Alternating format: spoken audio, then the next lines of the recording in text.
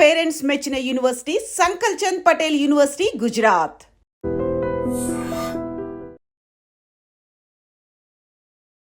నమస్కారం, welcome to I dream. ధర్మ మార్గం విత్ విజిత కార్యక్రమానికి స్వాగతం.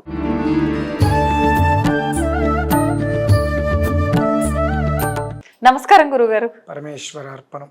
గురుగారు, చాలా వరకు ఇంట్లో ఎవరైనా వ్యక్తి చనిపోయినప్పుడు ఆ ఇంట్లో వాళ్ళకి సూతకం అనేది ఎప్పటి వరకు ఉంటుంది? అంటే ముందు నుంచి ఆచరించే విధానాలు కొన్ని ఉన్నప్పటికీ కొన్ని రోజుల వరకు ఇలా, కొన్ని రోజుల తర్వాత ఇలా, ఒక సంవత్సరం వరకు ఇలా అని చెప్పి ఈ మధ్య కాలంలో రకరకాల ప్రశ్నలు అనేది తలెత్తుతున్నాయి ఈ విషయం పైన. అంటే సూతకంలో ఉన్నప్పుడు ఆ కార్యక్రమాలు అయిపోయిన తర్వాత నుంచి యథావిధిగా వాళ్ళ క్రతువులన్నీ చేసుకోవచ్చు, కొన్నిటికి మాత్రమే నియమాలు అని చెప్పి చెప్తూ ఉంటారు. కానీ ఈ మధ్యకాలంలో చెప్పేది ఏంటి అంటే ఏడాది గడిచే వరకు కూడా ఏమి చేయొద్దు, అంటే సూతకం అప్పటి వరకు కూడా ఉంటుంది అని చెప్పి చెప్తున్నారు. అసలు నిజంగా ఎప్పటి వరకు ఉంటుంది ఏంటి, దాని గురించి ఒక వివరణ ఇవ్వండి. సూతకం అనేటువంటిది చనిపోయిన దగ్గర నుంచి మనం లెక్క వేసుకుంటే అది ఒక విధానం. అసలు సూతకం అనేటువంటిది ప్రధానంగా ఎవరికి వర్తిస్తుంది, ఎప్పుడు వర్తిస్తుందో అని వెళ్ళాలంటే మనిషి చనిపోకముందు కూడా జీవితకాలపు సూతకం ఉంటుందండి. అదెలా అండి? అదే మనం తెలుసుకోవాల్సింది. ఏమిటంటే నేను ఇద్దరిని చూశానమ్మా. ఒకటి 75 సంవత్సరాల తల్లిదండ్రులు, 50-55 సంవత్సరాల కొడుకు. వాళ్ళ వృద్ధాప్యంలో ఉన్నప్పుడు నిజంగా అటువంటి వ్యక్తులు కనుక మనం చూసిన క్షణమే లక్షల దోషాలు మన దగ్గర నుంచి పోతాయండి. ఎటువంటి పాపమైనా అటువంటి మనిషిని చూస్తే పోతాయి.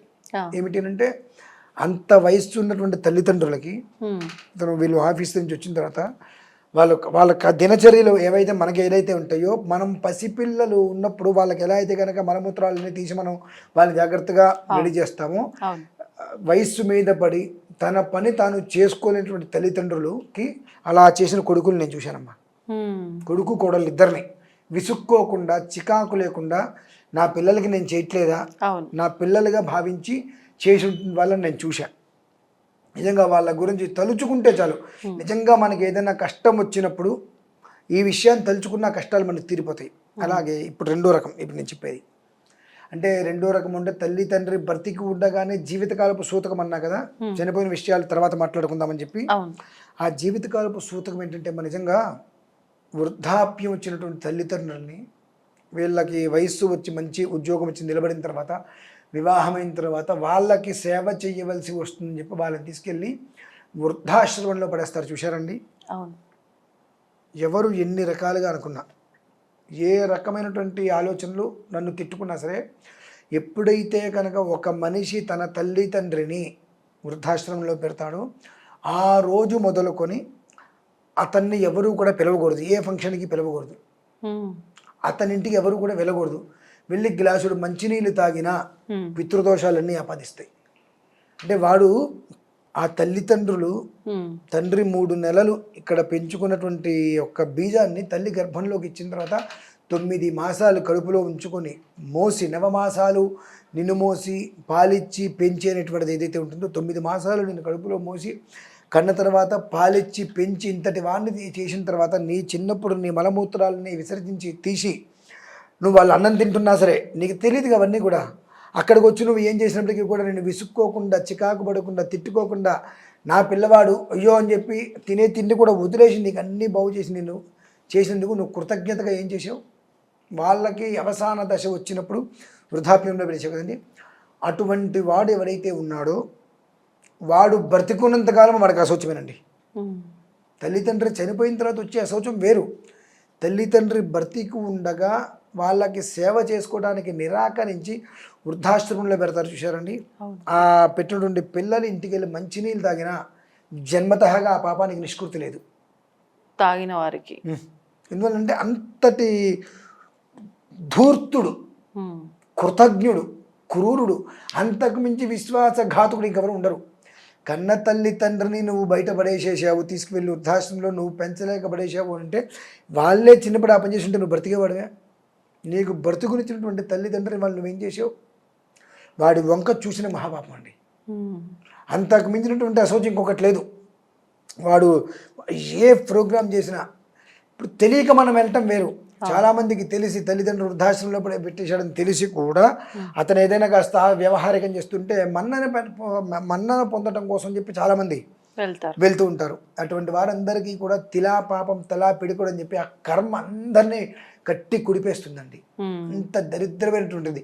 అశౌచము అనేటువంటిది చనిపోయిన తర్వాత వచ్చేటువంటిది వేరు. చనిపోక ముందే జన్మాంతంగా వాడి నుంచి 100 మందికి పాకేటువంటిది ఏదైనా ఉన్నదంటే ఇదే. ఈ పితృదోషాలు వస్తున్నాయి, పితృశాపాలు వస్తున్నాయి, కుటుంబం వృద్ధి చెందలేకపోతుంది, ఎంత సంపాదించినా స్థిరం లేకుండా పోతుంది అంటే దానికి మూలం ఇదేనండి. ఇది తగ్గించడం కుదురుతుందా? దీన్ని తీయటం కుదురుతుందా? కుదరదు. ఎందువల్లనంటే నిన్ను పెంచి పెద్ద చేశారు కదా, వాళ్ళకి నువ్వు ఇచ్చేటువంటి కృతజ్ఞత ఏంటండి? ఇటువంటివి ఇలాంటివి అనేకం జరుగుతున్నాయి. అవునండి. మరి ఇటువంటివి చేస్తున్నప్పుడు అశౌచం అనేటువంటిది ఏర్పడుతుందా ఏర్పడదా? నీ తల్లి తండ్రిని నువ్వు పోషించడానికి తట్టుకోలేక పోషించలేక ఇవాళ నీకు అన్ని వసతులు ఉన్నాయి. నువ్వు పుట్టినప్పుడు ఏం వసతులు ఉన్నాయండి? ఏమీ లేకపోయినా నిన్ను పొత్తిళ్ళలో పెట్టుకుని కాపాడారుగా. మరి ఆనాడు నేను వదిలేసినట్టు నువ్వు అప్పుడు చచ్చిపోయేవాడివి. కానీ నీ అంత క్రూరంగా వాళ్ళు ఆలోచించలేదుగా. నువ్వు పెద్ద తర్వాత ఏం జరుగుతావో నీ రాతన కనలేదు, నిన్ను కన్నారు. ఎలా అనిపిస్తుందంటే నేను కన్నవాళ్ళు మాత్రం బాగుండాలి, నేను కన్నవాళ్ళు బాగుండాలి, నన్ను కన్నవాళ్ళు ఎలా అయినా పర్లేదు. రేపొద్దు నీ గతి ఏమవుతుంది? మరి నీ పిల్లలు ఒకప్పుడు పండగలు వస్తే మనవాళ్ళు మనవరాలు అని చెప్పి అందరూ ఎంతో చక్కగా ఆడుకునేవారు. ఇవాళ పండుగలు వస్తున్నట్టు ఎక్కడ ఎవరు పెద్దగా ఏం కనిపించట్లేదు. ఈ రోజు నువ్వు చేసింది రేపు నీ కొడుకు నీకు చేస్తున్నాడు కదండి. ఈ రోజు నువ్వు ఏదైతే చేసావో వాళ్ళకి ఒకప్పుడు అంతా ఉమ్మడి కుటుంబంగా ఉండేవాళ్ళం. ఇవాళ ఎవరికి ఎవరు సంబంధం లేదు. నా పిల్లలు మాత్రం బాగుండాలి అంటే నేను కన్న పిల్లలు బాగుండాలి, నన్ను కన్నతండ్రి ఎలా పోయినా పర్లేదు నువ్వు అనుకుంటున్నావు. చూసావా, ఆ గతి నీకు పడుతుంది, మామూలుగా పట్టదండి. అటువంటిది ఏదైతే మామూలుగా పట్టదు అంటాను, శపించడం కాదు. ఎప్పుడైతే నువ్వు తల్లిదండ్రులని పడేసావో అది తెలిసినటువంటి వ్యక్తిని ఇంట్లో మంచి తాగడండి. తాగాడు అంటే వాడికన్నా దుర్మార్గుడు ఇంకొకటి ఉన్నాడు అంటే ఇక వెలివేసినట్టే వాడి జన్మాంతము కూడా. అటువంటి స్థితి వాడిదండి అశౌచము అంటే. మహిళ అంటే వాడికి పట్టేదాన్ని మహిళ అంటారు. మనిషి చనిపోయిన తర్వాత కొంతకాలం ఏదో చేస్తారు, దానికి ఇంకొక వీడియో వివరంగా చెప్తా.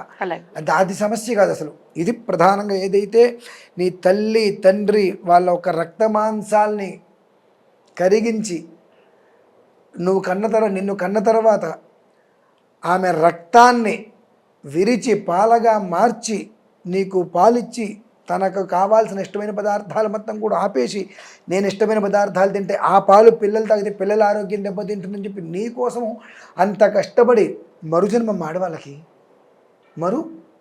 మరుజన్మ. ప్రసవ వేదన అంటే ఒక పురుషుడిగా ప్రసవ వేదన వస్తే తెలుస్తుందండి. నిజంగా చెప్తున్నాను. మీరు ఏదైనా అంటే ఎవరెలా అనుకున్నప్పటికీ కూడా నిజంగా ఒక పురుషుడి గర్భం దాల్చి ఆపరేషన్ చేయడం కాదు, ఆడవాళ్ళకి ఎలా అయితే కనుక స్వయంకృతంగా ఏర్పడుతుందో అటువంటి స్థితి వీడికి వచ్చిందాడు. వీడు బ్రతుకేమవుతుందండి? బ్రతుకుతాడు వీడు? బ్రతకగలడా? భగవంతుడు స్త్రీకి ఇచ్చిన గొప్ప వరం. ఇక ఆమె ఉంటుందో లేదో కూడా తెలియకుండా అంత బాధ అనుభవించి కొంతమంది చనిపోతారు కూడా ఆ స్థితిలో. అటువంటి స్థితిలో అంత నరకాన్ని అనుభవించి బిడ్డను కన్నా వెంటనే బిడ్డను చూడంగానే అంత బాధని కూడా మర్చిపోతుంది ఆ తల్లి. మురిసిపోయి ఆ పిల్లవాడి రక్తంతో ఉన్న ఎలా ఉన్న డాక్టర్ వెళ్తే చేతికి ఇవ్వగానే ఒళ్ళంతా ముద్ర పెట్టేసుకుంటుంది. నాకన్నా నా బిడ్డ ఒక క్షణం కనిపించకపోతే వెలువెల్లాడి అంత బాధని ఓర్చుకొని అసలు మర్చిపోయి ఆ పిల్లవాడికి పాలిస్తుంది. చూశారండి, అది కదండి ఆ తత్వాన్ని మాతృత్వాన్ని నువ్వు మర్చిపోయి వాళ్ళని అక్కడ పెట్టావు అంటే నీకన్నా ధూర్తులు ఎవరున్నారు? మరి పితృదోషాలు వస్తాయి, పితృశాపాలు వస్తాయి, వంశాలు పోతున్నాయంటే ఇదే కదా. అటువంటి వాడదమ్మా అశౌచం అంటే. అటువంటి వాడి ఇంటికి వెళ్ళకూడదు, వాడిని మన ఇంటికి పిలవకూడదు. పొరపాటును కూడా వాళ్ళ ఇంటి వైపు నుంచి కూడా మనం వాడిని చూసినా మనకు పంచమహాపాతకాలు చుట్టుకుంటాయి. అటువంటి దౌర్భాగ్యం అంటే అశౌచం అంటే మొట్టమొదటి విధానం ఇదే వస్తుంది. అది తెలుసుకోవాలి జనాలు. వాస్తవం గురుగారు మీరు చెప్పింది. ధన్యవాదాలు. పరమేశ్వరార్పణం. తవ్వుతూనే శివలింగం సరే దాన్ని అట్లా కప్పేసేయండి, చూపించదండి. Krishna is there. మూర్తి పూజ కాదు, సాక్షాత్ బ్రజేంద్ర నందన భగవాన్ ఉన్నారు మూర్తిలో. ఏమీ ఆశించకుండా ఆరాధించే వాళ్ళు కూడా ఉన్నారా ప్రభుజీ? నిజమైన భక్తి అంటే మనకు తెలియదు కాబట్టి